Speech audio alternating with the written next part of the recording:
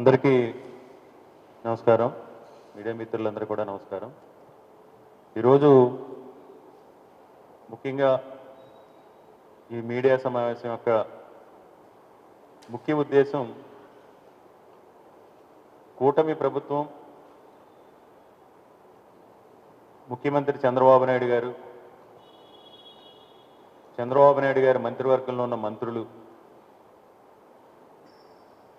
ప్రజాస్వామ్య విరుద్ధంగా ఈ రాష్ట్రంలో ఎవరు వారి హక్కుల గురించి ప్రశ్నించినా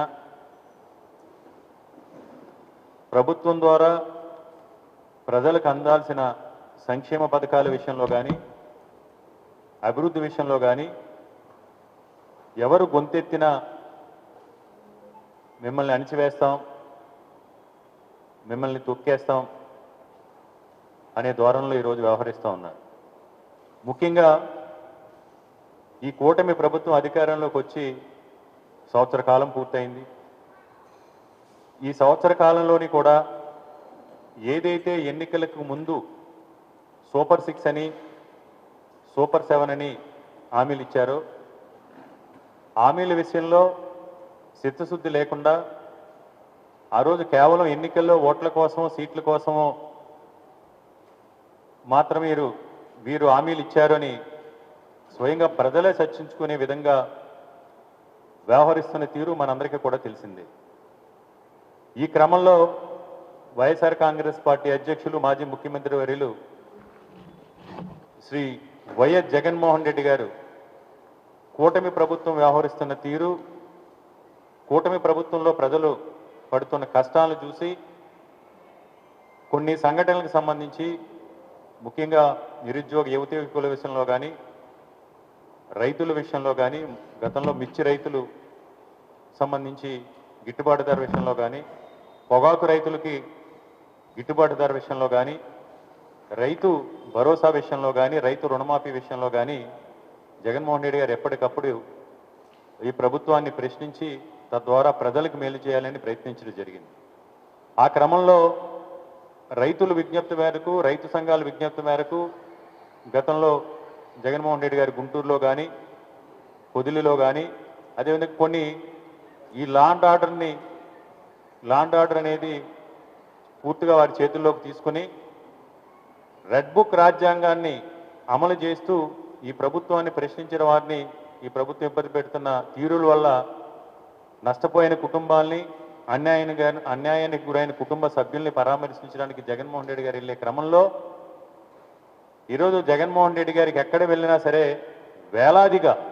వేలాదిగా కదిలించిన జనం కూడా కదిలి వచ్చి ఎక్కడో కూడా ఎవరో ఏ నాయకులు కదిలించాల్సిన అవసరం లేకుండా కదిలి వచ్చి తండోపతండాలుగా ఈరోజు జగన్మోహన్ రెడ్డి గారికి బ్రహ్మరథం పట్టి మీరు మా తరపున పోరాటం చేస్తున్నందుకు మేమందరం కూడా మీ వెన్నంటి నడుస్తామని ప్రజలు స్వచ్ఛందంగా తరలి వస్తూ ఉన్నారు.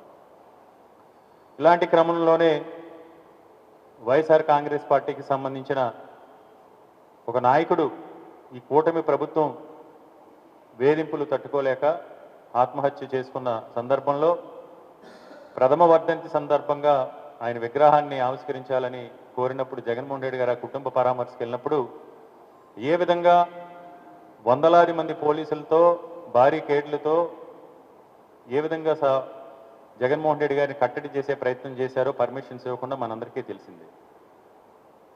ఆ పల్నాడు పర్యటనలో రెట్టించిన ఉత్సాహంతో జగన్మోహన్ రెడ్డి గారు వెన్నంటి నడిస్తే మాత్రమే ప్రభుత్వం దిగి వచ్చి మనకి సంక్షేమ పథకాలు అమలు చేస్తుందని భావించి ఈరోజు చాలా గట్లంట కాలువలంట ఏ విధంగా పరుగున జగన్మోహన్ రెడ్డి గారికి చూడటానికి వచ్చి జగన్మోహన్ రెడ్డి గారి ఆ ప్రోగ్రాంలో పాల్గొని విజయవంతం చేశారో మనందరికీ కూడా తెలిసిందే. అందులో ఒక సంఘటన జరిగింది. తెలుగుదేశం పార్టీకి సంబంధించిన ఒక సానుభూతిపరుడో కార్యకర్తో నాయకుడో బహుశా నిన్న జగన్మోహన్ రెడ్డి గారు ప్రెస్ మీట్ పెట్టి చెప్పడం జరిగింది. మొన్న జరిగినప్పుడు అందులో జరిగిన చర్చ ఏంటంటే ఒక సినిమా డైలాగ్ సంబంధించి జగన్మోహన్ రెడ్డి గారి ఫోటోతో ఒక ఫ్లెక్సీ పట్టుకొచ్చి అక్కడ ప్రదర్శించడం జరిగింది. అందులో ఉన్నది ఒక సినిమా డైలాగు రపా రపా అనే సినిమా డైలాగ్ సంబంధించి దాన్ని జగన్మోహన్ రెడ్డి గారి ప్రెస్ మీట్లో 2 గంటల ప్రెస్ మీట్లో అనేక అంశాలు మాట్లాడారు. ఈ రాష్ట్రానికి సంబంధించిన సంక్షేమ పథకాల అమలుపైన, ఈ రాష్ట్రం అభివృద్ధిపైన, ఈ రాష్ట్ర భవిష్యత్తు పైన, కూటమి ప్రభుత్వం తీసుకోవాల్సిన చర్యలపైన అనేక విషయాలు మాట్లాడితే కేవలం జగన్మోహన్ రెడ్డి గారు మాట్లాడిన ఆ ఒక్కదాన్నే తీసుకుని తెలుగుదేశానికి సంబంధించిన నాయకులు, మంత్రులు, ముఖ్యంగా ఈరోజు తెలుగుదేశంలో సీనియర్ నాయకుడైనటువంటి వచ్చే చౌదరి గారు నిన్న ప్రెస్ మీట్ పెట్టి అందులో జగన్మోహన్ రెడ్డి గారి తల నరకాలనే విధంగా, జగన్మోహన్ రెడ్డి గారు లేకుండా చేయాలనే విధంగా మాట్లాడటాన్ని మేము తీవ్రంగా ఖండిస్తున్నాం. ఎందుకంటే ఈరోజు మా నాయకుడు జగన్ గారు తల నరుగుతానంటూ ఏకంగా ఎమ్మెల్యే గోరంట్ల చెప్పిన దాన్ని కొంతమంది మంత్రులు సమర్థించడం, తెలుగుదేశం పార్టీ మీడియా కలిసి, తెలుగుదేశం పార్టీ ఆ పార్టీకి సంబంధించిన మీడియా కలిసి ఈ ప్రచార హోరులో ఏం జరిగినా దాన్ని ఈ రకంగా మూసివేయాలి అనేది వీళ్ళ ప్లాన్గా మనకు కనిపిస్తూ ఉంది. ముఖ్యంగా జగన్ గారి మీద మీకున్న ద్వేషాన్ని, ఆయన లేకుండా చేయాలన్న మీ తాపత్రయం, ఆరాటం, కుట్ర, దీన్ని ప్రజలందరూ కూడా అర్థమవుతుంది. ఆయన అడ్డే లేకపోతే ఈ రాష్ట్రాన్ని మీరు మొత్తం స్వాహా చేయొచ్చు అనే విధంగా మీ రాజకీయాలు జరుగుతున్నాయనేది ప్రజలందరూ కూడా చర్చించుకుంటున్నారు. ఏది ఏమైనా లక్షలాది మంది అభిమానం జగన్మోహన్ రెడ్డి గారికి ఉంది. మీరు మీ పోలీసుల భద్రత ఇవ్వకపోయినా వాళ్ళే ఈరోజు ఏ విధంగా పల్నాడు ర్యాలీలో జగన్మోహన్ గారు వెన్నంటి నడిచి కాపాడుకున్నారనేది కూడా మనం అందరం కూడా చూసాం. ఈరోజు రాష్ట్రంలో దిగజారిపోయిన లాండ్ ఆర్డర్ పరిస్థితులు, పాలనా వైఫల్యాలు, మోసాలు, అబద్ధాల మధ్య చంద్రబాబు నాయుడు గారి పాలన ఏ విధంగా కొనసాగుతుంది, వీటన్నిటి నేపథ్యంలో డైవర్షన్ పాలిటిక్స్. ఎందుకంటే వారు ఇచ్చిన హామీలు అమలు చేయలేక, లాండ్ ఆర్డర్ని కంట్రోల్లో పెట్టలేక, ఈ రాష్ట్రాన్ని అభివృద్ధి చేయలేక డైవర్షన్ పాలిటిక్స్లో భాగంగా ఉద్దేశపూర్వకంగా ఈరోజు జగన్మోహన్ రెడ్డి గారికి ఉన్న సెక్యూరిటీని తగ్గించారు. జిల్లా పర్యటనలకి ఒక మాజీ ముఖ్యమంత్రిగా, ప్రతిపక్ష పార్టీ అధ్యక్షుడిగా వెళ్ళినప్పటికీ కూడా ఇప్పటికీ సెక్యూరిటీని ఇచ్చే పరిస్థితులు లేవు. పైగా